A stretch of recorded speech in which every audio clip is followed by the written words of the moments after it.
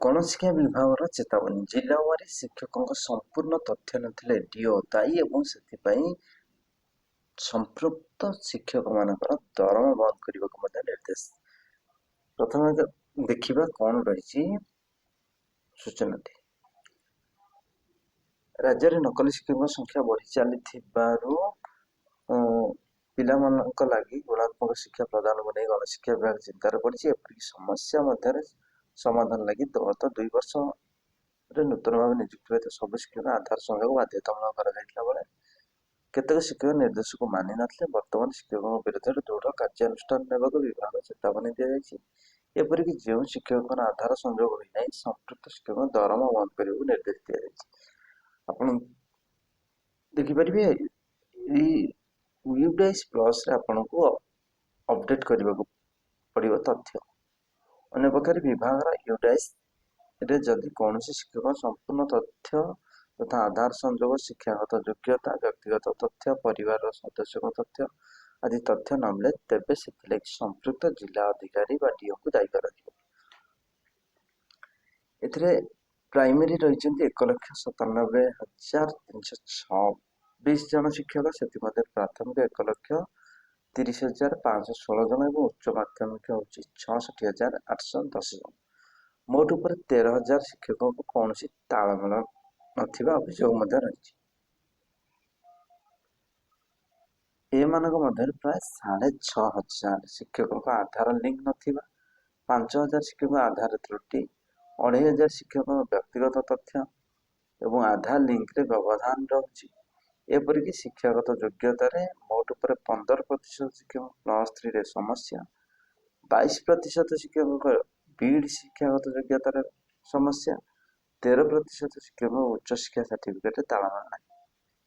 ତେଣୁ ଆପଣଙ୍କୁ ଦେଖନ୍ତୁ କେମିତି ଚେକ୍ କରିବେ ଆଉ ୟୁଡାଇସ୍ ପ୍ଲସରେ।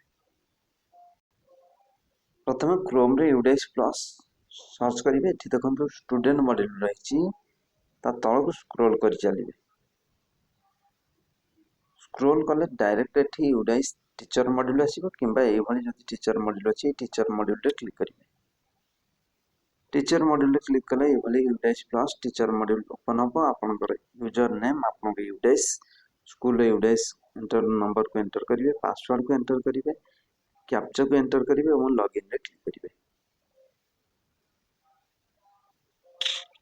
କ୍ଲିକ୍ କରିବା ପରେ ଆପଣଙ୍କର ଏଇଭଳି ପେଜ୍ ଓପନ୍ ହେବ। ଉପରେ ଆପଣଙ୍କର ଡିଟେଲ୍ସ ଦେଖାଉଥିବ, ତାପରେ ରହିଥିବ welcome to national teacher database. ଦେଖନ୍ତୁ ଯେଉଁ ରହିଛି teaching and non teaching VTP DCF to be fill the data, এই ଗୋରେ କ୍ଲିକ୍ କରିବେ। এইଟା କିମ୍ବା ତଳଟା ଆବଶ୍ୟକ ନାହିଁ। ଗୋରେ କ୍ଲିକ୍ କରିବା ପରେ ଏଇଭଳି ଆପଣଙ୍କ ସ୍କୁଲ ନେମ୍ ଆସିଯିବ, କାଟାଗୋରୀ ଆସିଯିବ, ୟୁଡାଇସ୍ କୋଡ୍ ଆପଣଙ୍କର ଆସିବ। ତଳକୁ ସ୍କ୍ରୋଲ କରିବେ। ସ୍କ୍ରୋଲ ପୁରା କରିସାରିବା ପରେ ଦେଖନ୍ତୁ ତଳେ ରହିଛି total staff in position A+B non teaching staff. ଏଇଠି ଗୋଟେ ଟୋଟାଲ ସଂଖ୍ୟା ଯେଉଁ ଆସିଥିବ ସେଇ ସଂଖ୍ୟା ଉପରେ କ୍ଲିକ୍ କରିବେ। ଯଦି ନୂଆ କାହାର ଆଡ୍ କରିବାର ଅଛି ଆଡ୍ ଟିଚିଂ ଷ୍ଟାଫରେ କ୍ଲିକ୍ କରିବେ। ସେମିତି ଏଠି ଟୋଟାଲ ନନ୍ ଟିଚିଂ ଷ୍ଟାଫର ଆସୁଥିବ। ଏଠି ଦେଖନ୍ତୁ ଇନକମ୍ପ୍ଲିଟ୍ 0 ଦେଖାଉଛି। ଯଦି କାହାର ଇନକମ୍ପ୍ଲିଟ୍ ହେଇଥାଏ ଏଠି 0 ଦେଖାଉଛି, ମାନେ ସ୍କୁଲର ସବୁ କମ୍ପ୍ଲିଟ୍ ହେଇଛି। ଏବଂ ଆଡ୍ ନନ୍ ଟିଚିଂ ଷ୍ଟାଫ୍ ଯଦି କିଏ ନୂଆ ଜଏନ୍ କରିଛନ୍ତି ତାଙ୍କର ଆଡ୍ ନନ୍ ଟିଚିଂ ଷ୍ଟାଫ୍ ଆପଣ ଜଏନ୍ କରିପାରିବେ। ବର୍ତ୍ତମାନ ଆମେ ଦେଖିବା ଏଇଠି ଯେଉଁ ଟୋଟାଲ ସଂଖ୍ୟା ଦେଖୁଛି ଆ ଉପରେ କ୍ଲିକ୍ କରିବା। ତାପରେ କ୍ଲିକ୍ କଲେ ଆପଣଙ୍କର ଉପରେ ସମସ୍ତ ସ୍କୁଲର ଡିଟେଲ୍ସ ଆସିଯିବ। ତଳକୁ ଟିକେ ସ୍କ୍ରୋଲ କରିବେ ଆପଣ। ଏଠି ଦେଖିବେ ସିରିଏଲ ନମ୍ବର ଅଛି, ଯେତେ ଜଣ ଟିଚର ସମସ୍ତଙ୍କର ସିରିଏଲ ନମ୍ବର ରହିଥିବ, ବେସିକ୍ ଡିଟେଲ୍ସ ରହିଥିବ, କ୍ୱାଲିଫିକେସନ୍ ରହିଥିବ, ଆଧାର ଭେରିଫିକେସନ୍ ଷ୍ଟାଟସ୍ ଥିବ, ଟାଇପ୍ ଅଫ୍ ଷ୍ଟାଫ୍ ଥିବ, ଟିଚିଂ ଅର୍ ନନ୍ ଟିଚିଂ ଅପଡେଟ୍ କ'ଣ କରିବାର ଅଛି ଦେଖିପାରିବେ। ଷ୍ଟାଟସ୍ ଏଠି ଯଦି କମ୍ପ୍ଲିଟ୍ ଦେଖାଉଥିବ ତାହେଲେ ଦେଖିବେ ପରଫେକ୍ଟ ଅଛି। ଦେଖନ୍ତୁ ତାପର ପେଜ୍ଟି। ଏଇ ଲାଷ୍ଟ ତିନିଟାକୁ ନିଶ୍ଚିନ୍ତ ଭେରିଫାଏ କରିବେ। ଧରି ନିଅନ୍ତୁ ଏଇଟା ଜଣେ ଟିଚରଙ୍କର, ଯେହେତୁ